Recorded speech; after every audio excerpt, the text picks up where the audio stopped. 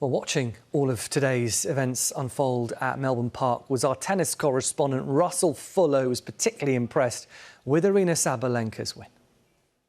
The whole fortnight, she has been very impressive, and she has underlined why many people thought she was the favourite. Not an easy thing to do, I would argue, defending a Grand Slam title for the first time, but to do so without dropping a set.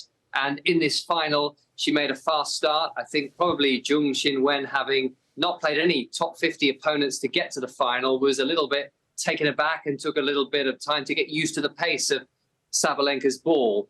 First set, fairly straightforward after the early break. And actually, when Jung Xin-wen served 3 double faults in her opening service game of the second, you felt the writing was on the wall. And there wasn't too much in the way of jeopardy. It always felt as if Sabalenka was in control of the final. A good win for Sabalenka. Not to be in the end for Alfie Hewitt, of course, leaves Melbourne with the men's doubles title with Gordon Reid. But it was Takita Oda again, that young 17-year-old, got the better of him at Wimbledon last year, of course, in the French Open, and did the same again today.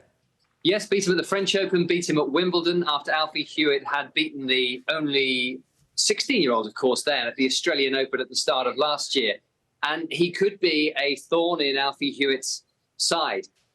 Only Shinogo Kunieda has won more Grand Slam singles titles than Alfie Hewitt, and his retirement may have made you think that this was a chance for Hewitt to set off in pursuit of his record. But of course, when one great champion retires, another one normally comes up, and that could be quite a rivalry between the two of them, because Alfie Hewitt is only 26 and I think plans to be in the sport for many, many years, but he's going to have to come up with a way of overcoming this amazing 17-year-old who has a very big game. He played absolutely brilliantly today and was a fairly comfortable winner.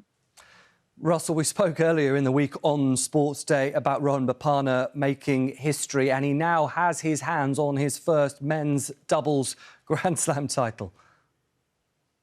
It didn't feel right, did it really, that somebody who'd had such a great career as Rohan Bopanna had never won a men's doubles title at a Grand Slam. He's done so with Matthew Ebden of Australia, so there's another winner of the men's doubles title from Australia, continuing a very successful recent run for them. But also maybe that Bopanna had never been world #1, given what he contributed to the sport. And to do so at the age of 43, all the more remarkable. And yes, discovering yoga, having a COVID pandemic that perhaps gave his aging body a little bit of a chance to rest, and working very, very hard on his fitness. So that doesn't mean he's on the treadmill and he's pounding out the miles in the way perhaps younger players will do, but it's all about strengthening the upper legs in particular to enable him to remain at the very top of his sport as he approaches his mid-40s. Yeah, incredible stop at 43 for Bopanna. Tomorrow, then, we have the men's singles final. First time in nearly 2 decades. No Nadal, no Djokovic, no Federer in it. We will get a first-time Australian Open winner in either Daniil Medvedev or the really impressive Jannik Sinner. What are your thoughts going into that one? Well, what is interesting about this final is that you have one player who's never been in a Grand Slam final before in Jannik Sinner, and another, Daniil Medvedev, who has the experience. He's been in a fair few, and he's won one at the US Open when he won his first title there by beating Novak Djokovic and denying him the calendar Grand Slam.